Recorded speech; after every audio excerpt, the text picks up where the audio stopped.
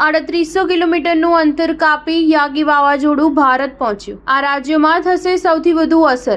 અનેક દેશોમાં વિનાશ વેરનાર યાગી વાવાઝોડું ભારત પહોંચ્યું છે। 30 વર્ષ બાદ ભારતના હવામાનમાં આવો બદલાવ જોવા મળ્યો છે। યાગી વાવાઝોડાની એટલી અસર છે કે સપ્ટેમ્બર મહિનામાં ભારે વરસાદ પડી રહ્યો છે, જ્યારે 15 સપ્ટેમ્બર પછી ઉત્તર ભારતના મોટા ભાગના વિસ્તારોમાં ચોમાસાની વિદાય શરૂ થઈ જાય છે। પ્રશાંત મહાસાગરમાંથી ઉદ્ભવેલું સાયક્લોન સૌથી પહેલા ચીનના દક્ષિણ કિનારે પહોંચ્યું હતું અને 2 જ દિવસમાં સુપર ટાઇફૂનમાં ફેરવાઈ ગયું હતું। તેની રફતાર 350 કિલોમીટર પ્રતિ કલાક થઈ ગઈ છે। આ જ રફતારથી super typhoon Philippines, Vietnam, Thailand, Myanmar અને લાઓસમાં ત્રાટક્યું હતું।